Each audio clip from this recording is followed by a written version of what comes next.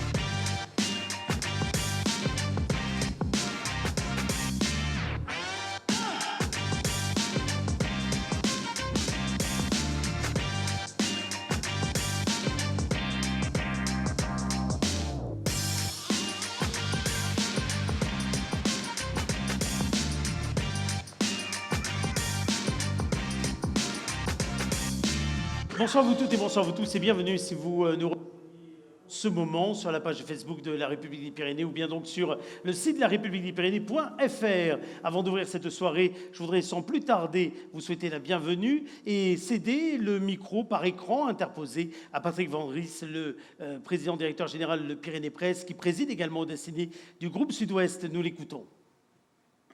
Bonsoir à toutes et à tous, ravi de vous retrouver pour cette nouvelle soirée des Étoiles de l'économie en Béarn. Contexte sanitaire oblige, elle sera un petit peu différente des autres années à 2 titres. D'une part parce que nous serons plus en distanciel qu'en présentiel, nos écrans, que dans une salle comme au Palais Beaumont il y a 2 ans qui avait réuni 700 personnes. Vous le verrez, nous avons néanmoins tenu à aménager un petit plateau que que vous allez découvrir tout à l'heure. Différente à un autre titre, c'est que nous n'avons pas souhaité cette année donner des prix ni récompenser des entreprises par des trophées. Nous avons estimé que l'année a été suffisamment exceptionnelle pour que nous évitions de distinguer, de classer, de hiérarchiser les entreprises les unes par rapport aux autres. Ce que nous avons préféré, c'est vous montrer l'exemplarité, le caractère inspirant et puis finalement les aventures qui ont été vécues par chacune des entreprises présentes aujourd'hui ou qui ont été présentes lors des matinales de l'économie que nous avons organisées ces dernières semaines. Un petit mot sur Pyrénées Presse. La République des Pyrénées, comme l'Éclair, sont également des entreprises. Et nous avons nous-mêmes traversé une année un peu particulière, mais qui finalement s'est terminée pas trop mal. D'abord grâce à l'agilité des personnels qui ont réussi à se réorganiser à chaque moment de l'année. Et puis ensuite, parce que nos lecteurs, nos partenaires ont été fidèles tout au long de l'année et nous ont permis d'obtenir un résultat satisfaisant. Voilà, avant de vous laisser démarrer la soirée, je voulais remercier à nouveau très chaleureusement l'ensemble de nos partenaires qui ont maintenu leur confiance envers cette manifestation, malgré les changements de cap liés aux circonstances sanitaires que nous avons été obligés d'imposer à chacun. Voilà, donc c'est toute la famille de l'économie et des entreprises du Béarn et de la Soule qui est rassemblée ce soir. J'espère que vous passerez une excellente soirée, que vous tirerez de chacun des exemples et des histoires qui vous seront racontées, des valeurs et puis l'inspiration pour l'année 2021. Voilà, bonne soirée à toutes et à tous et à très vite.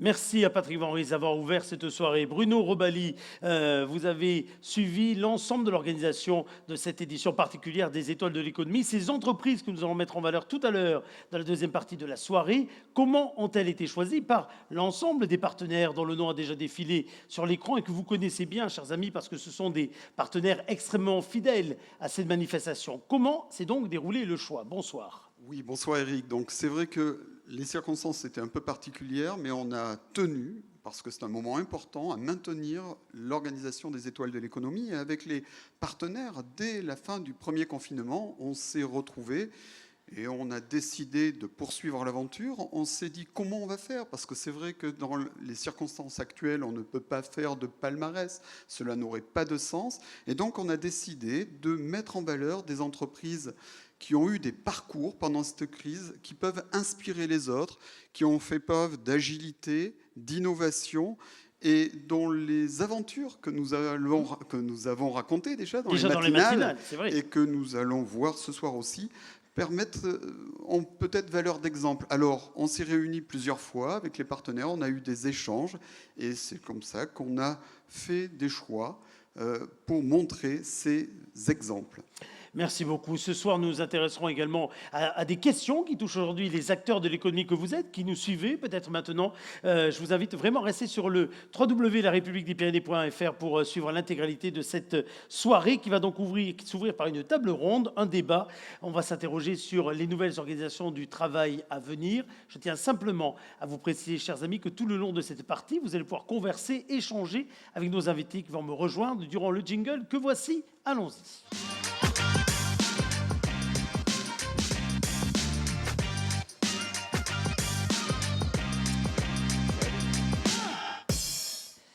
Chers amis, venez me rejoindre, je vous en prie. Alors, lorsque nous sommes en coulisses, lorsque nous sommes en salle, alors c'est une salle totalement vide que nous avons ici, à part quelques 30 personnes, nous faisons attention à circuler avec des masques. Et puis, lorsque nous sommes ici, placés dans ce grand plateau, sur ce grand studio, nous nous permettons de retirer ces masques et nous restons pour le coup exactement à nos places pour converser et échanger. Avant d'accueillir notre grand témoin, je vous salue, mon cher Nicolas Robillard, merci d'être là. Bonsoir, merci à vous d'être là, merci à tous. Alors je dis tous, on n'est pas très nombreux, mais en tout cas on a quelques partenaires, des chefs d'entreprise qui ont été invités. On a M. Carit du Crédit Agricole, on attend Thierry Renard et Valérie Legard. Ils vont prendre place, voilà. Ils vont prendre place, je les vois arriver ici en coulisses, ils vont prendre place pour participer à cette table ronde, en effet. Et vous qui êtes chez vous, chers amis, je vous invite d'ores et déjà à noter le numéro de téléphone que vous allez pouvoir utiliser, le numéro de portable que vous allez pouvoir utiliser pour converser avec nous et échanger échanger avec nous. Ce numéro, c'est le 06 44 63 07 14, 06 44 63 07 14. Et tout le long de ce débat que nous allons lancer, vous n'hésitez pas à nous envoyer des messages, des commentaires. Je les recevrai, si tout va bien, sur ma petite tablette ici même. Et je m'en ferai tout à l'heure le porte-parole auprès de celle qui va donc nous accompagner ce soir pour débattre avec ses dirigeants, ses chefs d'entreprise. C'est bien parce qu'on a un responsable des ressources humaines d'un grand groupe. C'est vrai, Thierry Renard, vous avez cette charge-là. Prenez le micro, là, juste devant, parce que vous êtes non seulement, évidemment, le patron du CSTGF, c'est-à-dire le Centre technique et scientifique de Total à Pau, mais vous avez également au sein du groupe des responsabilités qui touchent le sujet de cette soirée, à savoir les ressources humaines. Tout à fait. Donc si je vous demande comme ça de façon tout à fait impromptue et sous forme non pas de quiz mais de questions vérité, combien y a-t-il aujourd'hui de collaborateurs alors au STGF, sur la zone sud-ouest mais plus largement chez Total? Vous me répondez sans hésiter. Alors, sur le CSTJF, 2900 et sur le sud-aquitain, environ 3400. Sur un groupe évidemment à dimension mondiale, cela va sans dire. Qui fait un peu plus de 100 000 personnes. Voilà, exactement, rien du tout. À côté de vous se trouve Valérie Legars. Valérie Legars est directrice des ressources humaines à Terega. Chez Terega, on parlera tout à l'heure spécifiquement de Terega, comme d'ailleurs de l'importance de Total sur ce territoire, parce que vous remettrez des prix les uns les autres. Mais là, c'est avec la partie débat que nous ouvrons. Alors, la première question est toute simple. Ça fait office de révision, évidemment. Valérie, Terega, aujourd'hui, c'est une entreprise qui regroupe combien de personnes? Une entreprise à taille humaine de 662 personnes. 662 personnes, on peut dire que c'est une ETI? Oui, Hein, tout à fait, une taille intermédiaire. Taille intermédiaire, entreprise de taille intermédiaire. Et alors, monsieur le directeur général du Crédit Agricole Pyrénées-Gascogne, vous qui, avec la caisse régionale que vous dirigez, mettez en avant depuis tant d'années la relation de proximité, cette capacité à avoir près de chez soi des collaborateurs capables de répondre à toutes les questions qu'on se pose. Vous êtes combien sur le territoire du Pyrénées-Gascogne? Et puis vous nous direz de quelle façon la période que nous traversons a bouleversé ce rapport de proximité physique, en tout cas, que vous saviez entretenir. Oui, au Crédit Agricole de Pyrénées-Gascogne, on est sur 3 départements, donc les Pyrénées-Atlantiques, le Gers et les Hautes-Pyrénées, et on est en tout 2000 personnes avec des activités banque, assurance et immobilier. Et en matière de ressources humaines, on peut le dire sans trahir de grands secrets, vous êtes un nouvel arrivant, entre guillemets, du moins à ce poste-ci sur le territoire. Oui, effectivement, j'ai rejoint la caisse régionale il y a maintenant 2 mois de ça, et puis j'y suis plus précisément depuis 6 mois. Et je découvre une très très belle caisse régionale, et puis un très beau territoire, on en parlait tout à l'heure, un endroit où il fait bon vivre malgré les conditions du moment. Alors, la caisse régionale que vous dirigez a déjà invité, il y a quelques mois, notre grand témoin de ce soir, c'était Véronique Ménard qui officiait, je crois, à ma place à ce moment-là. Et ce grand témoin va apparaître ici sur notre écran. Je vous laisse la présenter, cher Nicolas Robière, puisque c'est Juliette Funès qui nous accompagne ce soir. Bonsoir, Juliette Funès. Bonsoir à tous. Bonsoir. Écoutez, quand on a réfléchi à cette soirée il y a quelques mois, on s'est dit il faudrait, puisqu'on va parler au monde de l'entreprise de Béarn et Soul, parler de ces bouleversements qui sont apparus dans l'entreprise suite à la pandémie. Le premier, on a évidemment pensé au télétravail, parce que tout le monde s'y est mis. En tout cas, beaucoup d'entreprises ont dû s'y mettre. Vous aussi, Pierre-Yves Bresse. Notre rédaction, on s'est mis du jour au lendemain au télétravail. On ne s'est jamais arrêté. On a continué à faire un site et un journal. Et tous les jours, on ne s'est vraiment jamais arrêté. Et en revanche, on n'avait jamais expérimenté ça. On l'a fait vraiment du jour au lendemain. On l'a découvert, alors qu'on pouvait y penser, mais ça nous paraissait quelque chose d'assez lointain.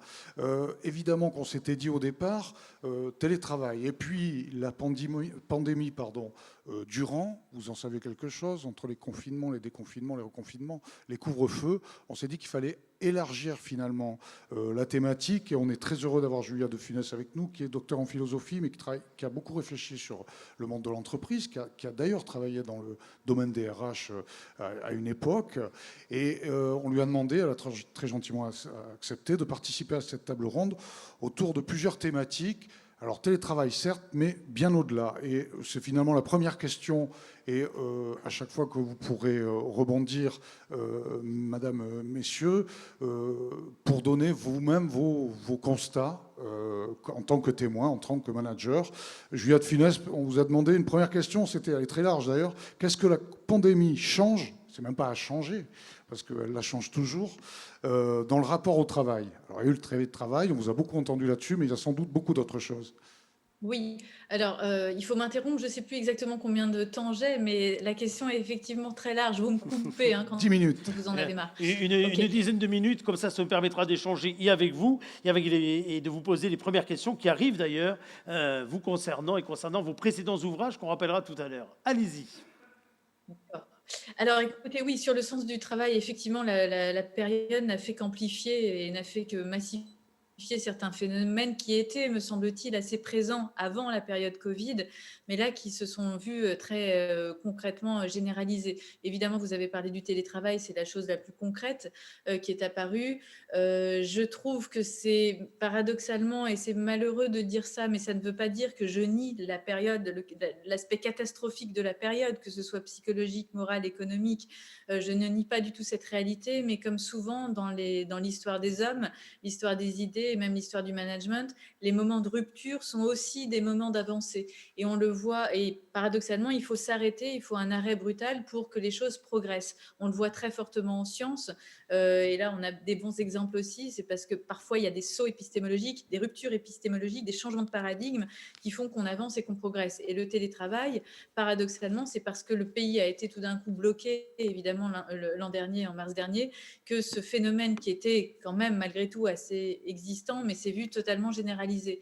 Pour moi, il y a énormément de bienfaits au télétravail. C'est pas tout à fait la question que vous m'avez posée, c'est sur le sens du travail, donc je vais pas développer, mais on pourra revenir évidemment sur le télétravail en détail. Mais pour moi, c'est une avancée majeure, même si on le vit de façon très difficile, très douloureuse aujourd'hui, parce qu'on n'a aucune autre vie possible que la sociabilité liée au lieu de l'entreprise.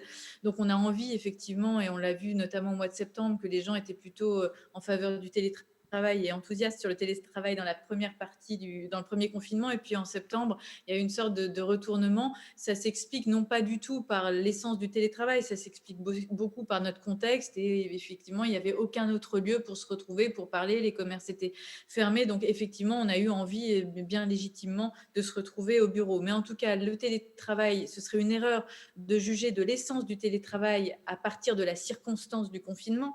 Et donc le télétravail de façon hors confinement, de façon globale, de façon générale, me semble être une avancée majeure parce que ça va vers plus d'autonomie pour les collaborateurs. L'idéal sera évidemment dans une forme d'hybridation, mais que beaucoup d'entreprises aujourd'hui déjà ont mis en place ou mettront en place une fois qu'on sera sorti, si on sort de cette période catastrophique. Donc l'hybridation, pour moi, était quelque chose, une avancée, une libération psychologique très forte pour les collaborateurs. Je ne suis pas une jusque-boutiste du télétravail pour autant. Bien sûr qu'il y a des inconvénients. Les deux gros inconvénients, ce sont évidemment l'amplification des inégalités sociales. Et ça, c'est un des gros inconvénients, un des gros drames du télétravail. On l'a vu lors du premier confinement, les enfants qui ne sont pas outillés numériquement se sont retrouvés non pas en continuité pédagogique, mais en discontinuité pédagogique. Les personnes âgées qui ne sont pas outillés, et il y en a beaucoup, en plus d'être isolés, sont profondément seuls, et les entreprises qui ne sont pas mûres numériquement, évidemment, se sont trouvées très en difficulté. Donc pour moi, c'est un amplificateur d'inégalité sociale, ça c'est un des gros inconvénients, mais ce n'est pas en revenant sur l'essence du télétravail qu'on va corriger ça. Ce sont surtout grâce aux innovations sociales, et on pourra en parler. Je travaille notamment avec Woodjo, anciennement Nextdoor, et l'entreprise Accor, la chaîne Accor, qui transforme des hôtels en bureaux, qui transforment des espaces des grands corners de magasins en espaces de coworking. Et donc, je pense que c'est par ce type d'innovation-là qu'on va pallier autant que faire se peut aux inégalités sociales. La deuxième difficulté, c'est évidemment l'étanchéité entre vie professionnelle et vie personnelle qui est très difficile à mettre en place. On pourra y revenir si vous le souhaitez, je ne veux pas être trop longue là-dessus. Mais en tout cas, tout ce que ça montre, le télétravail a amplifié un phénomène et un changement de paradigme sur le sens du travail, et c'était votre question, en désacralisant d'une certaine façon le travail. Il perd un peu de son prestige d'une certaine façon, puisque l'entreprise ou le travail devient moins un lieu qu'un moment dans la journée, certes le plus important, mais c'est une activité parmi d'autres. C'est-à-dire que la vie n'est pas simplement ce qui reste une fois qu'on a fini de travailler à 19h. La vie est mêlée au travail, d'où la difficulté dont je viens de parler. Et ça change pour moi le sens du travail, mais qui avait tendance à changer depuis des années. Pour expliquer ça, je vais raisonner en termes générationnels, ce qui n'est jamais juste. Il faudrait évidemment nuancer mon propos, mais j'ai très peu de minutes, donc je vais directement au paradigme clair. Et en gros, j'ai 40 ans. Pour ma génération et les générations précédentes, le sens du travail, le travail pouvait être considéré comme une finalité en soi et l'entreprise pouvait être considérée comme une finalité en soi. On rentrait au Crédit Agricole, on rentrait à Air France, à TF1, à ce que vous voulez, la SNCF. Ça suffisait parfois à justifier les carrières et on pensait son travail comme un des buts essentiels de la vie, c'est réussir sa vie, avoir un beau travail, c'était la réussite de sa vie d'une certaine façon. Et là, on voit depuis des années, notamment avec les plus jeunes générations, que le travail n'est plus autant considéré comme une finalité en soi. Ça ne veut pas dire que ce n'est pas une activité importante, essentielle pour vivre, mais c'est beaucoup moins le but. Je vous donne un exemple très concret pour vraiment concrétiser ce que je suis en train de raconter, peut-être de façon abstraite. Il n'y a pas très longtemps, j'étais dans une entreprise, un manager me dit, dans mon équipe, j'ai un type de 50 ans, ça fait 25 ans qu'il est dans l'entreprise, sa carrière, c'est son identité sociale, son travail, c'est une finalité en soi pour justifier son existence. Et dans la même équipe, me dit le manager, j'ai quelqu'un de 25 ans qui me dit, moi, je travaille 2 ans à fond et je fais le tour du monde avec ma copine. Il ne s'agit pas d'hiérarchiser moralement, chacun fait bien ce qu'il veut de sa vie. Simplement, on voit très bien que le travail prend une place complètement différente. Dans le premier cas, c'est une finalité. Dans le second, c'est un moyen au service de la vie. Le télétravail amplifie ce phénomène. Comme je disais, qu'il mêle la vie au travail et que tout a tendance, les sphères ont tendance à se télescoper. Il y a un mélange des rôles, un mélange des identités. Pour moi, ça accentue ces phénomènes de désacralisation du travail qui devient un moyen au service de la vie. Et ce n'est pas dévalorisant pour le travail de dire ça. Au contraire, c'est pour moi lui redonner tout son sens. Parce que considérer le travail, comme je me mets dedans, comme une finalité en soi, en faire le but de la vie, c'est un non-sens d'une certaine façon. Travailler pour travailler n'a aucun sens. Comme dès lors que nous sommes dans une activité pour une activité, on tombe dans ce qu'on appelle l'absurde, c'est-à-dire qu'on fait d'un moyen une fin. Travailler pour travailler n'a aucun sens, manger pour manger n'a aucun sens, parler pour parler, j'espère que vraiment c'est pas ce que je fais, n'a aucun sens. Et vous prenez toutes les activités humaines, elles tombent dans le non-sens dès lors qu'on fait d'un moyen une fin. Si notre travail a du sens, c'est qu'il répond à une finalité extérieure. Avoir un salaire, nourrir ses enfants, partir en vacances, acheter une maison, ce que vous voulez. Mais c'est quelque chose d'autre qui vient justifier le travail. Donc c'est l'énorme paradoxe et que la période ne fait qu'amplifier, c'est que le travail reprend du sens en concédant à n'être qu'un moyen au service d'autre chose que lui-même. Et c'était exactement le même raisonnement, me semble-t-il, pour l'entreprise. Je le disais tout à l'heure de façon très rapide.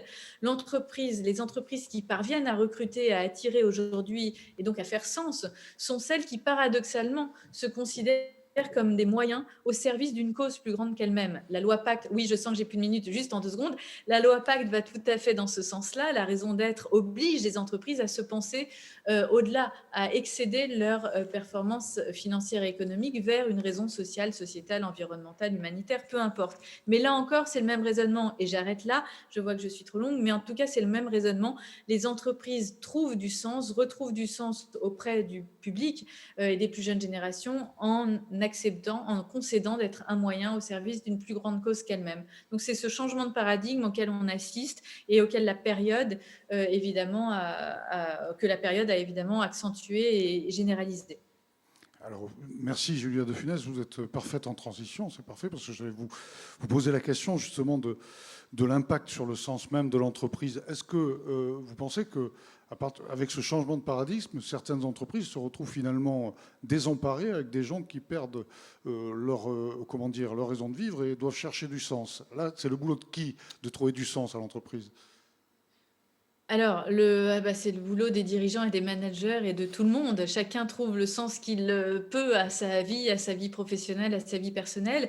Et le gros enjeu, pour moi, oui, c'est d'allier le sens qui se personnalise, qui se singularise, où les gens donnent le sens qu'ils veulent à leur existence. J'ai donné un exemple tout à l'heure de la personne qui avait 25 ans et qui voulait faire le tour du monde. Donc, le sens se particularise et en même temps, il faut un projet commun, évidemment, une raison d'être de l'entreprise. Et donc, tout le rôle des dirigeants, des managers, l'heure, c'est de faire coïncider, ce qui est très difficile, ces deux aspirations qui peuvent être concordantes à certains moments de vie et puis divergentes à d'autres moments. Pourquoi on traverse une crise de sens et pourquoi l'entreprise traverse une crise de sens? C'est plurifactoriel. Alors, je sais que j'ai pas beaucoup de temps, mais je vais donner, si j'ai le temps, 2 raisons, mais j'en donne Allez-y, pour l'instant. allez-y, ne stressez pas sur le temps. Je sens que ça revient Si, je souvent. stresse toujours, Ne vous stressez avez vu, pas je sur suis le temps. totalement hystérique On va le sur le prendre. temps. On va le prendre. Allez-y. Donc oui, donc je donne 2 raisons qui me semblent éclairantes. Il y en aurait plus, mais déjà 2. 1, on assiste depuis toujours à un effritement, un effondrement progressif des transcendances. Tout ce qui donnait un sens à l'existence s'effondre progressivement. Les grandes autorités, les grandes transcendances s'effondrent. Si je vais très très rapidement dans l'Antiquité, qu'est-ce qui donnait un sens à l'existence? Qu'est-ce que c'était qu'une vie réussie? C'était une vie qui trouvait sa fonction, son topos, disaient les Grecs, son lieu dans le cosmos. Donc c'est le cosmos qui donnait un sens à l'existence individuelle, qui devait trouver sa place dans la famille, dans la cité et puis dans l'univers de façon plus globale. Du temps des grandes religions, qu'est-ce qui donnait un sens à l'existence? C'était les commandements divins. Une vie réussie, c'était une vie alignée avec les commandements divins. Donc là encore, c'était une extériorité, une transcendance religieuse qui donnait un sens aux vies individuelles. Du temps aristocratique, la question du sens se posait moins, puisqu'on naissait aristocrate, on avait une vie d'aristocrate, on naissait prolétaire, on avait une vie prolétaire, et d'une certaine façon, la situation de naissance déterminait le sens des existences. Au XXe siècle, avec les 2 guerres mondiales notamment, les grandes transcendances ont perdu, la politique a totalement perdu de son prestige et de son aura, et on n'attend plus des politiques, aujourd'hui on le voit très clairement dans notre actualité, les gilets jaunes, etc., on n'attend plus des politiques qui guident des existences, on n'attend plus des politiques qui donnent un sens à nos vies. Donc ce qui fait que l'individu se retrouve seul face au vertige du soi toi-même, réussis ta vie et trouve un sens à ton existence. Ce qui fait que l'entreprise me semble devenir, je suis prudente là-dessus, mais une nouvelle forme de transcendance. On attend beaucoup des entreprises, peut-être même parfois un peu trop, quand on parle de bien-être, de bonheur, que le travail soit et que l'entreprise soit un lieu de bien-être, c'est une chose, mais attendre d'être heureux grâce au travail, grâce aux dirigeants, grâce aux managers, c'est charger, me semble-t-il, un peu fort l'entreprise et ceux qui la dirigent. Donc en tout cas, elle devient une nouvelle transcendance, on le voit. La loi PACTE, je le disais, va dans ce sens-là, c'est-à-dire que l'entreprise doit donner un sens qui l'excède aux individualités. Donc elle est assignée de cette nouvelle fonction-là. Et j'ai encore 1 minute ou pas du tout? Allez-y, allez-y. Et dernière chose, là aussi, pourquoi on traverse une crise de sens, et un des enjeux aussi pour les managers, c'est que ce qui donnait un sens aux entreprises de façon globale, aux techniques, aux technologies, aux sciences, au XVIIe, XVIIIe, XIXe siècle, c'était 2 finalités extérieures. C'était de rendre l'homme plus libre et plus heureux. Heidegger utilise ça et analyse ce raisonnement-là. Et donc, pourquoi les entreprises progressaient? C'était pour sortir l'homme d'un certain obscurantisme religieux et pour prévenir les catastrophes naturelles. Et on progressait comme ça. Au XXe siècle, qu'est-ce qui mène là-dedans? C'est la concurrence économique. Pourquoi une entreprise innove et progresse? C'est parce que le concurrent, si l'entreprise n'innove pas, engloutit l'autre. Pourquoi Apple fait l'iPhone 10, 11 ou 12? C'est parce que sinon Samsung ou Huawei engloutissent Apple. Donc c'est la concurrence généralisée, c'est la concurrence économique. Et face à cette concurrence économique, les entreprises sont obligées de techniciser les métiers et d'embaucher des nouvelles fonctions. Mais la technique, le fait de techniciser les métiers, les définalise très vite, parce que la technique, c'est quoi? C'est un moyen et c'est jamais une fin en soi. Quand on apprend une technique, on apprend le moyen de faire quelque chose, mais c'est pas le but de l'action.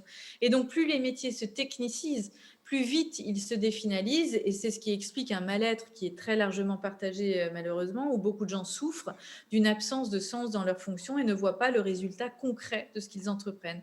Donc tout l'enjeu des entreprises et des dirigeants et des managers, et mon Dieu qu'il est difficile, c'est d'allier ce projet collectif, cette raison d'être de l'entreprise, ces missions de l'entreprise, et l'essence concret, individuelle de chacun, en concrétisant véritablement l'objet du travail. Juliette Funès, on va profiter d'avoir des chefs d'entreprise, des managers avec nous en plateau pour leur demander peut-être de réagir à ces propos que vous venez de tenir, et puis peut-être à cette difficulté d'arriver à donner du sens. Je vais commencer par vous, peut-être Valérie Legarce. Vous êtes dans un domaine d'activité, comme vos voisins d'ailleurs, mais dans lequel la technique a une place très importante, occupe au niveau des postes, des fonctions également une place capitale.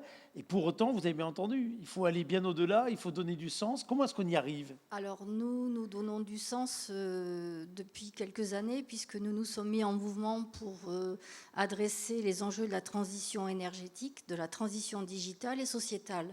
Donc depuis 2017, notre projet d'entreprise se donne cet objectif et un des axes clés de réussite, et là je relève les propos de Julia de Funès, un des enjeux, notre axe 5 de notre plan d'entreprise, projet d'entreprise Impact 2025, c'est réinventer l'ADN de l'entreprise. Et on a été très sensible, enfin très attentif au fait qu'on ait à la fois la dimension humaine, c'est-à-dire que le salarié soit acteur réellement de ce projet d'entreprise, c'est-à-dire qu'il acquiert la maîtrise, à la fois par les compétences, par la manière d'adresser les changements perpétuels, parce que ça a beaucoup accéléré, et le Covid, cette crise sanitaire a encore plus accéléré ce que nous vivons. Et nous étions prêts, entre guillemets, à affronter cette crise-là, et cette crise sanitaire a pour nous été à la fois un catalyseur et je dirais un accélérateur de particules. Alors très brièvement, je reviens à notre axe 5, la dimension humaine, le rôle du management qui était le leadership, qui devait mener le leadership de la transformation d'entreprise, et le digital. Le digital, pour nous, était très important, la transformation digitale, aussi bien dans les techniques. C'est un outil qui Voilà. permettait d'eux, en fait. Alors, à la fois d'être sur le plan opérationnel d'un très haut niveau, et deuxièmement, d'apporter le service, notre mission d'approvisionnement en gaz, transport et stockage de gaz, mais dans les futures énergies aussi. Mais surtout, au niveau de la collaboration dans l'entreprise, on avait un slogan qui est réel, c'était au bureau comme à la maison.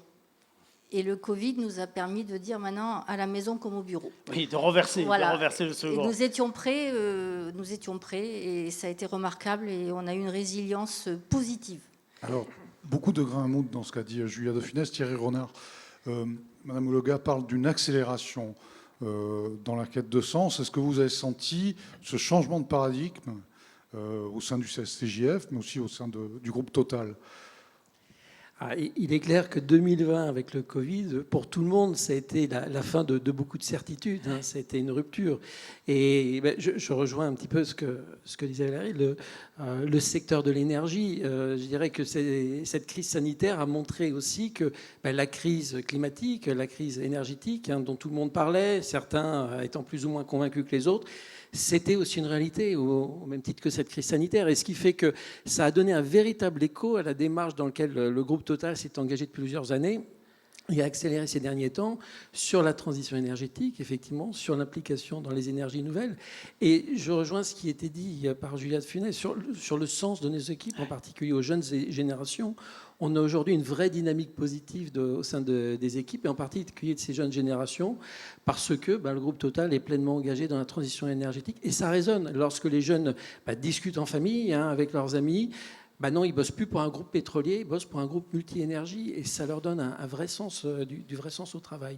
Donc oui, cette crise sanitaire, ça a été un révélateur d'autres crises, qui aujourd'hui, je pense, sont communément acceptées par l'ensemble de nos équipes. Paul Carrit, qu'est-ce que vous inspire cette réflexion, la réflexion de Julia de Funès, et puis peut-être qu'est-ce que vous inspire également les commentaires, ce que vous entendez, ce que vous percevez de la part de vos collaborateurs sur le sens qu'ils donnent au travail. Je dis ça à un patron d'une entreprise qui a toujours mis le sens finalement de l'action au cœur de, à la fois ses slogans, puisque chacun a dit un petit peu là, slogan les uns les autres, mais très clairement au sein de sa politique de recrutement. Oui, moi en premier lieu, tout à l'heure, Julia de Funès a évoqué le fait que moment de rupture, moment d'avancée. Je pense que c'est important de faire un retour arrière de ce qui s'est passé depuis maintenant 10 mois, mars 2020, où il y a eu une vraie rupture du jour au lendemain. Il y a eu un accélérateur puissant et formidable de transition numérique, en fait, tout simplement. Et on le voit en quelques jours, en moins de 10 jours, on a fait un vrai projet d'entreprise qui d'habitude prend 4-5 ans. Et nous étions une entreprise où on travaille beaucoup sur l'humain, le lien, la relation, la proximité. Et donc, nous n'avions pas avancé sur le télétravail, même si on avait développé le travail à distance. Et là, en 10 jours, 80% de nos collaborateurs se sont trouvés dans des situations de télétravail. Voilà. En 10 jours, on s'est affranchi de l'équipement, de la sécurité, de la nomadisation des applis, comme on appelle, et on a eu un mouvement qui a été absolument extraordinaire. Alors, une fois qu'on a passé cette étape-là, la vie est redevenue à peu près normale, et puis on se demande, est-ce que vraiment c'est les nouvelles conditions de travail d'aujourd'hui, ou est-ce qu'on reviendra en arrière, ou est-ce que plus précisément, un équilibre va se trouver entre les deux? Alors justement, on va y venir. C'est un grand sujet de réflexion aujourd'hui, de savoir quel est le rapport de l'homme à l'entreprise et comment il s'organise dans sa vie de travail et sa vie personnelle par rapport à ça. Je pense que c'est un sujet assez central, et tout à l'heure je parlerai d'une initiative que l'on a prise. Maintenant, j'en viens à la notion de la raison d'être. Vous évoquez la raison d'être, et Julia de Funès l'a évoqué. Nous, on est rentré dans le sujet, mais dans la temporalité, c'est très ancien. On l'a verbalisé il y a de cela 1 an et demi. On a dit la raison d'être du Crédit Agricole, agir chaque jour dans l'intérêt de nos clients et de la société. Et ici, en Pyrénées-Gascogne, on est sur un territoire de marque, c'est le ici et ensemble. Voilà. Et ce que disait Thierry, c'est on va au-delà des supports d'activité. C'est quoi la finalité de l'entreprise? C'est quoi la vision? C'est quoi sa raison d'être? Et je pense que le sujet du sens, est aujourd'hui le sujet essentiel par rapport à l'adhésion de nos collaborateurs, la motivation de nos collaborateurs, comprendre ce qu'ils font. Nicolas Revire. Alors, Julia de Funès, vous me le disiez quand on avait préparé cette table ronde, vous le dites d'ailleurs, vous n'êtes pas une adepte des recettes. Hein, vous n'allez pas nous donner des recettes pour bien manager, etc. En revanche, on l'a compris, vous avez ce recul, cette hauteur de vue, on va finalement tirer la pelote. Qu'est-ce qui change dans le management aujourd'hui, partant du principe que l'entreprise s'est adaptée à la crise sanitaire, elle a retrouvé du sens ou elle en a trouvé un autre, elle a changé de paradigme en termes managériels? Qu'est-ce que ça change finalement? Comment on accompagne ces changements? Allez, je vous dis la question qui revient avec beaucoup de managers, c'est quand est-ce qu'on fait revenir les gens? Souvenez-vous, en septembre, tous les gens, tous les patrons que j'ai écoutés, ils disaient, toi, tes gars, ils reviennent? Non, ils reviennent pas. Tu les fais revenir? Combien de temps, etc. Qu'est-ce que ça change dans le management, là, cette crise? Qu'est-ce que vous avez pu percevoir? Oui, alors premièrement, j'aime pas les recettes quand il s'agit de l'humain, j'en ai fait tout un livre, mais c'est surtout que j'aurais absolument pas la prétention de dire quand même comment il faudrait manager, moi qui n'ai jamais managé. Donc vraiment, en toute humilité, qu'est-ce que j'observe? On passait déjà, évidemment, mais encore une fois, le télétravail accentue ce changement de paradigme sur le management. On passe très clairement d'un management parfois contrôlant, un peu vertical, un peu paternaliste, qui ne veut rien laisser échapper, un management par la confiance. Et c'est pas un vain mot et c'est pas simplement un beau mot philosophique ou philanthropique qui fait bien.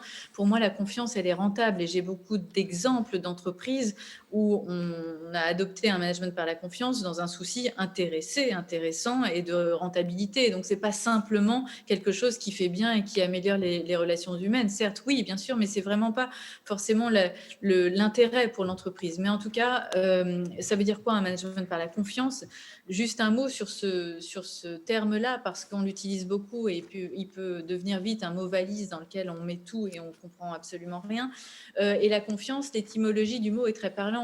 Confiance, vous le savez, ça vient de cum fidere. Cum fidere, ça veut dire avec foi. Quand on est dans la confiance, on est dans la foi, c'est-à-dire qu'on croit en l'autre. Et quand on se fait confiance, on croit en soi-même. Et quand on croit, c'est qu'on ne sait pas. Dès lors qu'on croit, c'est qu'on n'est pas certain de quelque chose. Si j'ai la foi en Dieu, si je crois en Dieu, c'est que je ne suis pas certaine de son existence. On n'a pas pu me prouver son existence, on n'a pas pu me prouver son inexistence. Donc il y a un doute sur son existence et je décide ou non de parier et d'avoir la foi. Quand on fait confiance aux gens, c'est exactement la même chose. On fait un pari sur l'inconnu, mais il y a toujours une incertitude, il y a toujours une prise de risque. C'est pour ça que les gens, ou parfois en entreprise, qui disent, on entend très souvent cette façon de penser, j'attends de voir comment il se comporte et puis je lui accorderai plus ou moins ma confiance. C'est tout sauf de la confiance. C'est de la déduction cognitive. On a vu comment il se comportait, on en déduit de certaines conséquences, mais ce n'est pas de la confiance. Ça veut dire que la confiance, elle ne s'attend pas comme la conséquence d'un comportement. Elle s'impulse, elle se décide, elle s'amorce, c'est une condition. Je décide oui ou non de vous faire confiance. Et la fameuse phrase que parfois certains managers, dirigeants utilisent, et même certaines personnes, qui est très très pratique rhétoriquement, ça je vous le concède volontiers, mais qui est archi fausse philosophiquement, existe qui est d'une hypocrisie sans borne, c'est quand même la phrase « la confiance n'exclut pas le contrôle ». Celle-là, elle est bien bonne parce qu'elle est archi-fausse, encore une fois. Quand on est dans la confiance, on lâche prise, pas de façon aveugle, il y a des degrés de confiance, mais on lâche prise sur l'autre, on le laisse autonome. Et quand on contrôle, il faut bien regarder, on veut des preuves, des reportings, etc. Donc il y a des moments en entreprise qui sont absolument nécessaires de contrôle. Il ne s'agit pas de faire confiance tout le temps, bien sûr qu'il faut contrôler. Mais les deux, et il y a des moments de confiance. Les deux, de manière concomitante, c'est absolument impossible. Donc encore une fois, pourquoi je disais la confiance est rentable ? Parce qu'au-delà de ces distinctions-là, au-delà de cette opposition confiance-contrôle ou donc connaissance cognitif, le fait de parier sur l'autre, le fait de faire confiance, valorise l'individu à qui vous faites confiance. En général, les personnes les meilleures, là je ne parle pas au sens élitiste et diplômé du terme, je parle des meilleurs, de ceux qui ont envie d'agir, pour reprendre les mots de madame tout à l'heure, de ceux qui ont envie d'agir pour l'entreprise. Le fait de leur faire confiance, ils se sentent tellement investis de la confiance reçue qu'ils adoptent un comportement digne de confiance et qu'en général, les gens travaillent mieux. On le voit pour le télétravail, qui est un gage de confiance. Les études montrent que les gens ne travaillent pas moins bien en télétravail. Ils travaillent autant, sinon autant et parfois bien, et aussi bien, et sinon plus. Donc, c'est un gage de confiance, c'est une reconnaissance faite aux collaborateurs, et en général, le travail s'en ressent de façon beaucoup plus efficace. Il y aurait des exemples littéraires qui montrent que confiance que l'individu bascule du côté plus meilleur. C'est toute l'histoire des Misérables et Jean Valjean qui est. Mais l'évêque décide malgré tout de lui faire confiance à un moment donné, et cette confiance, il se sent tellement cette confiance qu'il bascule progressivement du côté du bien. Et il y a beaucoup d'exemples en entreprise de cet ordre-là. Donc la confiance est rentable. Là, il y a des entreprises françaises qui prennent exemple sur des entreprises anglo-saxonnes et qui ne limitent pas les congés payés à 5 semaines, par exemple, et qui laissent illimiter les congés payés. Les gens n'abusent absolument pas de cet aspect illimité de congés payés. Au contraire, ils se sentent valorisés et ils travaillent d'autant plus efficacement. Donc vraiment, le fonctionnement humain, même si j'aime pas le recette, il y a parfois des régularités, et en général pour les gens qui sont consciencieux, sérieux et qui ont envie de travailler rigoureusement, la confiance est très rentable. Si j'ai encore 2 minutes, allez-y. je voudrais juste d'accord. Donc juste dire pour clarifier ces idées sur la confiance que comme je l'ai dit, elle s'oppose à la connaissance, ça veut dire qu'elle n'augmente pas avec un accroissement des certitudes, mais avec une augmentation des incertitudes. Faites un test, demandez aux gens à qui ils font confiance, la plupart vont vous dire je fais confiance à des gens fiables. Non, quand vous les savez fiables, vous n'avez pas besoin de faire confiance. Là, vous allez me dire, on ne sait jamais si quelqu'un est totalement fiable. Justement, c'est sur cette part incertaine que vous allez devoir faire confiance. Donc la confiance, elle va avec le risque, elle va avec l'incertitude. La période nous montre à quel point on est dans une phase de confiance, puisqu'on est dans une incertitude absolue, et donc on doit prendre des risques, on doit parier et pas forcément tout vouloir sécuriser à outrance, parce que parfois ça paralyse l'action. Donc la confiance, elle s'oppose à la connaissance d'une certaine façon et à tout ce que j'ai dit. 2, elle est rentable parce qu'il y a une logique performative de la confiance que j'ai voulu expliquer, et notamment j'ai pris l'exemple des Misérables pour illustrer ça, mais il y aurait des exemples plus concrets en entreprise. Et 3, dernière chose, elle est difficile à mettre en place et c'est très compliqué pour les dirigeants et les managers, ça je le comprends très bien, parce qu'on est dans un univers très contractuel, on ne veut pas prendre de risques, ou en tout cas on veut minimiser absolument les risques, on a une peur bleue du risque comme on a une peur bleue de beaucoup de choses dans notre pays, à juste titre parfois, à moins juste titre d'autres fois, et donc on contractualise énormément. Mais il suffit de contractualiser pour perdre l'intérêt de la confiance. La logique du contrat est la logique opposée de la confiance, contrairement à ce que dit Darty, vous savez, le confiance. Marketingment parlant, les oxymores marchent très très bien, les mots qui s'opposent, la force tranquille, Mitterrand, le contrat de confiance Darty. Mais quand il y a contrat, il n'y a pas confiance. Quand il y a confiance, il n'y a pas contrat. Pourquoi ? Le contrat, c'est une logique symétrique, win-win, comme on dit affreusement, win-win, qui rend Là, c'est la confiance dans les réseaux qui était peut-être. On signe un contrat entre nous, on passer en cas ou de tromperie. Donc c'est symétrique et ça rend prévisible. Oh mince. On a un petit problème de connexion et mince, vous m'entendez ? Exactement, on va vous retrouver. Il va falloir rafraîchir un tout petit peu peut-être la connexion de votre côté, Juliette Finesse, mais c'est avec plaisir. Je vous entends bien. Ah ben alors c'est très bien. Nous, on a perdu un ou deux mots, mais on vous laisse repartir. On a fait l'association Mitterrand-Darty, que je ne pensais pas comme ça aussi automatique que vous l'avez fait. D'accord. Donc on peut repartir Juste derrière. en 2 mots, parce que Allez-y. Mais là, bientôt, il va falloir Oui, en demander 2 mots, surtout aux parce que réparateurs. Allez-y. c'était pas très long, mais je disais que la logique du contrat est symétrique et prévisible. La logique de la confiance est asymétrique. Le temps qu'on rafraîchisse un tout petit peu la connexion, on va vous garder Confiance, Juliette je suis Funès. vulnérable Je vais par peut-être rapport à juste vous, faire je vais réagir toujours nos me décevoir. invités ici, le temps qu'on rétablisse une connexion et qu'on retente une connexion plus sécurisée. Thierry Renard, juste sur ce qui vient d'être dit, on parle évidemment de non pas l'opposition, mais la différence qu'il peut y avoir entre la confiance et la partie contractuelle. Pourtant, nous sommes en droit français en particulier, mais pas que, mais en droit français, extrêmement contraints par ce côté contrat. Ça voudrait dire qu'on pourrait se passer du contrat et que finalement, on pourrait laisser place à plus de confiance. Vous y croyez, vous, Thierry Renard? Je poserai la même question, évidemment, à vos voisins. On va dire qu'avec la judiciarisation croissante de nos sociétés, qu'un mouvement qui est peut-être venu d'outre-Atlantique, mais on le sent bien arriver ici, c'est vrai que la confiance, certes, mais un jour, c'est peut-être bien aussi d'avoir des contrats. Donc, oui, je suis un petit peu dubitatif, mais je comprends que dans les relations au sein d'une entreprise, c'est important d'avoir la confiance. Et juste pour faire peut-être un lien avec le point précédent, quelque chose qu'on a remarqué par rapport à la hiérarchie, par rapport aux relations entre les gens, on a beaucoup de monde qui, avec le télétravail, ont un peu pris une forme de pouvoir. Les autres leur ont fait confiance pour animer des réseaux, pour effectivement développer ces nouvelles relations, alors qu'ils n'étaient pas du tout en relation hiérarchique. Il y a une forme de confiance qui s'établit entre les gens du fait de ces nouvelles interactions. Donc là, on n'est pas du tout dans le contractuel, effectivement, mais il y a des nouvelles formes de fonctionner qui se sont développées, et les gens ont fait confiance à quelques leaders qui n'étaient pas les managers. Valérie? Oui, alors je souris parce que mon sujet de thèse à l'université, c'était les mesures de confiance en droit international sur les accords de désarmement. Je vous demande combien vous faut aviez beaucoup eu. de confiance. Non. Et donc le sujet, c'était que les engagements devaient être pris... et la souveraineté, normalement, on ne vérifiait pas, mais c'était des mesures d'inspection pour s'assurer que les engagements étaient pris. Ça a déclenché beaucoup de séismes entre l'URSS, les États-Unis, l'Irak, etc. Bref, tout ça pour dire que moi, je partage ce que dit Julia de Funès. La confiance, n'exclut pas le contrôle. C'est pas la logique. En revanche, je voudrais accentuer le fait que la confiance, il faut que, certes, le manager sache manager ses équipes et la confiance, animer aussi l'autonomie et responsabiliser. Et ça, c'est la fixation d'objectifs et ça valorise les métiers, les missions et puis les qualités des salariés. Mais je dirais aussi que dans toutes ces transformations, il y a eu aussi beaucoup de peur, que ce soit dans les changements, la conduite du changement et autres, les transformations, mais aussi dans la crise sanitaire, il y a eu beaucoup de peur. Et il faut que les salariés aient confiance en eux.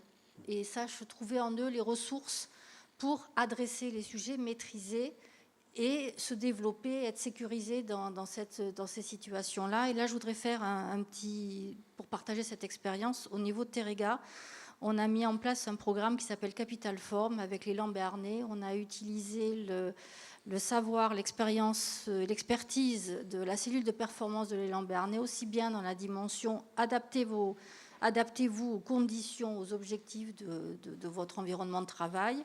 Sachez gérer votre charge mentale vous-même, votre stress, votre peur, et surtout, sachez travailler en équipe, la relation de travail. Et c'est fabuleux. Alors, on a été coincé par le Covid, on a continué à animer ça à distance, mais c'est très important pour que le manager comprenne aussi qu'il doit faire attention à la singularité des salariés, de leur réalité, de leur talent, de leur connaissance de métier, de ce qu'ils délivrent. Et donc, c'est une entente entre les salariés et les managers. Paul Carit, le manager que vous êtes, est-ce qu'il a vu sa confiance grandir au gré de la crise ou finalement, que ce soit à distance ou pas? D'abord, je réagirai par rapport à la notion du contrat. Le contrat définit ce qu'il faut faire. En fait, moi, je parlerai plutôt de cadre, ce qu'il ne faut pas faire. Au-delà du cadre, on est hors des lois, hors des bandes. Et à l'intérieur, il faut laisser le maximum de confiance. On le voit aujourd'hui, on travaille beaucoup à l'aplatissement de nos organisations, à la délégation. Et puis, il y a un autre sujet qui arrive très rapidement derrière, c'est chez nous, le contrat social qui nous lie avec nos salariés, c'est de faire carrière au Crédit Agricole. On y rentre jeune, on en sort très tard. Et dans le temps, il faut assurer l'employabilité du salarié. Et pour assurer l'employabilité du salarié, il faut lui donner un contrat de confiance. Alors, bien sûr que c'est un oxymore, mais il faut lui donner de la confiance pour que, justement, il puisse se réaliser, il puisse s'accomplir, il puisse s'investir dans le travail versus le côté perso, et que derrière, il puisse aller vers d'autres métiers, des métiers qu'aujourd'hui, on ne connaît pas. Enfin, il est démontré qu'on ne connaît pas 30% des métiers qui existeront dans 5 ans. 5 ans, c'est un horizon très court quand on parle d'une carrière qui dure 30 ans, 40 ans. Donc je pense que c'était ce qui était dit tout à l'heure sur la notion de la technicité. Moi, je prends garde sur les collaborateurs à faire en sorte à ne pas trop accroître la technicité, ou à un moment donné de revenir sur autre chose, et donc d'avoir cette agilité professionnelle, fonctionnelle, intellectuelle. Je pense que c'est un point très très important. Prenons quelques questions, si vous voulez bien, qui sont arrivées. Le numéro auquel vous pouvez continuer à nous en adresser va s'afficher une nouvelle fois juste à côté de moi, 06 44 63 07 14. Il est gratuit, non surtaxé, donc n'hésitez pas à l'utiliser. Question, Julien Dufunès, inspirée par évidemment le télétravail. Quel est, selon vous, le seuil limite pour constater l'affaiblissement des frontières entre vie professionnelle et vie privée, lorsque finalement la vie professionnelle se déroule aussi dans la sphère géographique du privé? Ah, pardonnez-moi, j'ai pas tout à fait compris le début de votre question. Quelle est le seul limite pour constater l'affaiblissement des frontières entre la vie professionnelle et la vie privée? Oui, alors il n'y a pas de seuil limite. Pour moi, la période et le télétravail nous a renvoyé à une vérité assez existentielle, c'est-à-dire que c'est le mélange des sphères et le télescopage des sphères qui est malheureusement de rigueur. Alors, c'est un artifice pour moi de la pensée, de penser qu'on peut compartimenter les choses, vie pro d'un côté, vie perso de l'autre. Je me souviens, il y a 10-12 ans, une DRH qui m'avait demandé une conférence sur cette séparation vie privée, vie pro, et sur son bureau il y avait évidemment la photo de ses enfants, de son mari et de son chien. La dichotomie commençait très mal. Je crois que c'est quand tout va bien dans les deux sphères, on peut effectivement penser qu'on maîtrise et qu'il y a une étanchéité entre les deux sphères. Il suffit d'un grain de sable dans l'une des deux pour se rendre compte qu'évidemment les deux sont très poreuses et que le télescopage est inévitable. Là, la période du confinement nous a montré à quel point nos identités se confondaient, nos rôles se multipliaient. On était à la fois enseignants, salariés, parents. C'était évidemment très compliqué, d'où un sentiment de débordement et de panique bien légitime. Mais vous savez, je vais faire un tout petit point de philo. Là, c'est Sartre qui expliquait ça. Il disait finalement la mauvaise foi, c'est-à-dire se mentir à soi-même, c'est penser qu'on peut correspondre à un moment donné à un rôle bien défini. Là, je joue la conférencière. Si je pense que je suis réductible, chosifiable, réifiable en conférencière à ce moment-là, c'est un mensonge à moi-même. Parce que, évidemment, l'homme, l'humain, est une conscience, et la conscience, c'est un dédoublement permanent. On est de toute façon multiples. Là, je vous parle, je suis dans mon rôle, mais je me vois vous parler. Je me dis, tiens, j'ai une mauvaise connexion, par exemple, je suis en train de me dire. Donc, vous voyez, je suis en dédoublement permanent. Et la vérité de l'humain, c'est qu'on est une multiplicité de rôles. Le télétravail amplifie cette vérité qui est parfois difficile à vivre, bien sûr, où, encore une fois, tous nos rôles se mélangent. Mais c'est, encore une fois, se mentir peut-être un peu à soi-même que de vouloir vraiment compartimenter les choses, et c'est se réduire à une définition, à un rôle, à une essence qui n'est jamais véritable, jamais vraie pour les humains. Donc, le seuil, évidemment, que quand on a des appartements, des appartements qui permettent cette dichotomie, tant mieux, et c'est bien confortable, et ça peut faire illusion à un certain moment, mais la vérité existentielle, c'est qu'on est tout en même temps, et qu'il faut justement gérer, je déteste ce mot, mais gérer au mieux possible, et donc avoir une autodiscipline assez forte pour essayer de compartimenter les choses. Mais le compartimentage, si je puis m'exprimer ainsi, est de toute façon un artifice de la pensée, et c'est oublier, le nier, c'est oublier toute la dimension holistique de la vie et la dimension holistique de l'individu. Comment est-ce que les dirigeants qui sont là, mais cela va pouvoir vous inspirer également un commentaire, Juliette Funès, comment arrivent-ils à gérer aujourd'hui des formes de contradiction peut-être nouvelles? Jadis, dans vos établissements, vous vous employez à faire que chacun des collaborateurs, avec beaucoup d'équité, se sente bien à son poste de travail, se sente de façon égalitairement respecté par sa hiérarchie, par ses collègues, etc. Bref, il y avait une forme d'uniformité dans le traitement des uns et des autres. Et vous avez beaucoup lutté, d'ailleurs, chacun dans vos entreprises pour arriver à permettre cette forme d'équité. Comment est-ce qu'aujourd'hui, alors qu'on n'est pas tous équipés de la même façon en matière de connectique, qu'on ne vit pas en effet tous dans les mêmes endroits, donc forcément on n'apprend pas par exemple le télétravail de la même façon, selon que l'on vit dans un petit appartement, une grande maison, qu'on a des enfants à la maison, pas là, etc. Et ça risque de revenir là, dans ces questions-là des semaines qui viennent. Comment vous arrivez à maintenir une forme d'équilibre entre les uns et les autres? Paul Carrit. Oui, moi, en premier lieu, je me pose beaucoup de questions sur la notion du télétravail par rapport à l'entreprise, c'est-à-dire d'un côté l'organisation personnelle et individuelle et de l'autre côté l'organisation collective qu'est l'entreprise. Et je pense qu'il y a un sujet qui est vraiment important et qu'il ne faut pas fissurer, c'est la cohésion sociale. Surtout dans des entreprises comme la mienne, qui sont des entreprises de proximité, des entreprises de lien.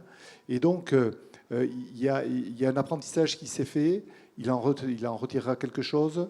Derrière, il y a une réflexion qui se pousse sur l'organisation du travail. Jusqu'où aller? À quel rythme faut-il y aller? Et notre Julia de Funès disait à un moment donné, ce n'est pas la chose. Le poison, ce n'est pas la chose, c'est la dose. Et moi, je suis tout à fait d'accord avec ça. C'est qu'il y a une courbe d'apprentissage, une courbe de progressivité pour aller vers le télétravail, sans toucher la cohésion de l'entreprise. Et je le répète parce que cette cohésion sociale, la marche arrière est impossible. Thierry Renard. Oui. Alors, je dirais qu'avant le télétravail, tout le monde n'était pas dans le même bureau. Selon le niveau hiérarchique dans l'entreprise, on avait des mètres carrés différents, des nombres de fenêtres différents. Donc aujourd'hui, c'est vrai que les différences sont plus liées à la sphère personnelle. Est-ce qu'on vit dans un grand appart, dans un petit appart, à la campagne, une bonne connexion Internet? Il faut aussi qu'on fasse attention au sein de nos entreprises à ne pas retrouver une dichotomie entre l'école bleue, qui ne peuvent pas télétravailler, et puis l'école blanc, a fortiori ceux qui peuvent bénéficier de grands appartements. Julia de Funès en parlait tout à l'heure. Donc il faut qu'on soit effectivement attentif à tout ça. Et puis accompagner les gens, effectivement, identifier rapidement les signaux faibles, parce qu'on a des gens qui se mettent dans la difficulté. Lorsqu'on n'était pas encore sur scène, je racontais l'anecdote de mails que je recevais à 3h du matin, et la personne m'expliquait, oui, mais c'est à ce moment-là où j'ai la meilleure connexion Internet, et puis j'ai plus les enfants.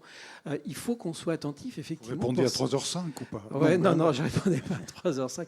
Il faut qu'on soit attentif, effectivement, à garder une équité de traitement devant le travail et les conditions de travail. Et c'est ce fameux équilibre entre la vie privée et la vie professionnelle. Il y a des inquiétudes, Valérie Logas, qui sont remontées chez vous, dans votre entreprise, comme dans les autres d'ailleurs, sur ce que ça bouleversait finalement dans le quotidien, dans l'intimité, cette façon de travailler qui n'était pas, commune à ce qui se faisait avant? Alors, disons qu'on a pris en compte la singularité des situations. C'est-à-dire qu'on s'est vraiment attaché, que ce soit les managers, les partenaires RH et notre service d'assistance sociale, à bien connaître les situations. Donc, nous avons traité dans le cadre de la pandémie les situations complexes de personnes. Alors, on n'avait pas de problème d'équipement et autres, mais c'était la situation familiale, surtout pendant le premier confinement. Et donc, nous avons accompagné les salariés sur la garde d'enfants. Nous avons accompagné aussi sur les aidants et autres. Bon, ça, c'était la dimension sociale, sanitaire. Et sur la durée, notre perspective, c'est de connaître les situations et d'offrir des solutions aussi possibles, adaptables, flexibles pour les gens qui sont dans cette situation-là. Et là, aujourd'hui, dans le contexte actuel, nous laissons les gens qui sont dans ces situations, qui ont des difficultés. On avait des jeunes contrats pro et apprentis qui étaient dans leur studio et autres. On les laisse revenir au bureau régulièrement, justement, pour qu'ils puissent bénéficier d'un environnement. Quand vous dites on les laisse, ça veut dire à leur demande? Oui, totalement. Ils nous l'ont exprimé. Alors, le premier confinement, c'était impossible, mais après, c'est revenu. Et là, on fait attention à cette dimension. Et fondamentalement, je mettrai en évidence aussi l'élément fédérateur. Parce que cette équité, elle peut revenir d'une dynamique fédérative, c'est le métier. C'est-à-dire le projet, on parlait du sens, et de bien tenir compte des spécificités des activités de nos collaborateurs, y compris dans un même métier. Ouais. Et ça permet de travailler avec équité, pas égalité, uniformité. Et cette spécification à la fois des collaborateurs et de leur activité, ça nous aide. Alors, j'ai envie de poser la question un peu piège aux 3 managers qui sont là. À vous entendre, on a su s'adapter, on a découvert de nouveaux horizons, on a trouvé un nouveau sens. S'il n'y avait pas eu la crise sanitaire, ça aurait été mieux ou pas? On enlève évidemment toutes les difficultés, et évidemment toutes les conséquences de la crise sanitaire, on va dire les conséquences de santé. Les managers que vous êtes, c'est une opportunité, ça l'est pas, ou vous êtes simplement adapté? Oui, c'est une bonne question. C'est une très bonne question. En organisation du travail. Ça a été un fabuleux accélérateur. Accélérateur. Et donc, les résistances au changement sont tombées. Paul Carrit. Donc j'allais répondre la même chose sur l'organisation du travail, c'est un accélérateur de particules. Ouais. Et Thierry Renard? On a été poussé au milieu de la piscine et on a vite appris à nager, ouais. Juliette Funès, vous avez l'impression que vous aussi, c'est une forme d'accélérateur et quelque part avec des choses positives à retirer de tout cela. Est-ce que vous avez l'impression que peut-être plus qu'avant, les entreprises aujourd'hui vont réussir à faire société, quand bien même il y a de la distance entre les uns et les autres? Oui, et c'est vrai, c'est un des paradoxes, c'est malheureux à dire, mais il y a des bienfaits inespérés dans les catastrophes qui nous semblent irrémédiables. Donc là, on en a effectivement beaucoup de preuves. Il y a beaucoup de choses positives qui apparaissent. On a évidemment parlé du télétravail. On a aussi, vous l'avez évoqué tout à l'heure, et je reviendrai peut-être juste sur cette notion-là, on voit, comme vous évoquez le fait de faire société, on voit, la période nous a montré à quelles conditions un collectif émergeait de façon véritable. Et trop souvent, on avait tendance à penser que pour faire société, pour faire corps, pour être un collectif, que ce soit au niveau de l'entreprise, au niveau de la société, même au niveau de la famille, c'est la même logique, il fallait un but commun, un objectif commun. La période nous montre que l'objectif commun n'est absolument pas suffisant. Pourquoi tout d'un coup, on a montré une forme de solidarité forte? Alors, je pense surtout au premier confinement où on a applaudi les gens, les métiers dits de première ligne et les personnels soignants sur le balcon, ce qui avait quelque chose de très sympathique, mais pour moi d'insuffisant. Mais en tout cas, on a voulu montrer une forme de solidarité forte. Pourquoi? Et là, on voit à quelles conditions le collectif émerge. Il faut un but commun, bien sûr, il faut un objectif commun, sinon on ne fédère pas des équipes dans la même direction. Mais 2, il faut absolument la conscientisation d'une menace ou d'un danger. Si les individus ne se sentent pas menacés dans leur sécurité physique ou dans leur liberté psychologique, peu importe où, mais en tout cas, si on ne se sent pas menacé individuellement, on ne peut pas ressentir la nécessité d'une action commune. Et c'est pas négatif de dire ça, c'est comprendre les mécanismes qui permettent de faire corps, de faire société et d'être solidaire. Je vous prends juste quelques exemples pour illustrer ce que je raconte. Quand est-ce que les ouvriers sont le plus solidaires? C'est quand l'usine menace de fermer, qu'on les voit tous devant l'usine. Quand l'association se crée, très souvent, à l'origine, c'est un drame personnel qui fait émerger l'association. Le sport est un très bon exemple. Quand est-ce qu'on fait preuve d'esprit d'équipe? C'est quand on risque de perdre un match ou de perdre un titre. Et dites pas ça, Thierry Renard.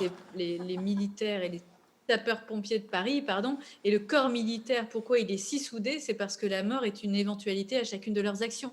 Donc là, on a vu, lors de cette période, et j'espère qu'on en tirera tous les bénéfices, que le collectif, c'est pas simplement un objectif commun, c'est aussi la conscientisation, la prise de conscience d'une menace, d'un danger ou d'un risque. Donc il y a une valorisation du risque à faire, il y a une positivité du risque, ne pas sans cesse l'entrevoir comme une menace qu'il faut étouffer, mais comme une opportunité aussi pour progresser. Merci beaucoup pour ces échanges, Julien de Funès. Merci à nos amis dirigeants ici même qu'on va retrouver dans la deuxième partie de cette émission. On peut renvoyer à vos écrits qu'a cité tout à l'heure, en particulier Nicolas, mais également à ces différents articles ou rubriques que vous commettez régulièrement sur ce sujet un peu partout. Un grand merci à vous. C'était un plaisir de vous avoir, Merci. de converser, malgré quelques difficultés techniques. On le sent bien, c'est l'horaire là. On sent que cet horaire-là est maintenant plus difficile. Au début, c'était pas ça. Maintenant, c'est plus difficile à cette heure-ci. Merci en tout cas à vous et à très bientôt. S'il y avait du public, il vous applaudirait. Julien de Funès, mais nous le faisons par la pensée et nous le faisons au moins sur scène à 5. Merci beaucoup. En tout cas. Je remercierai.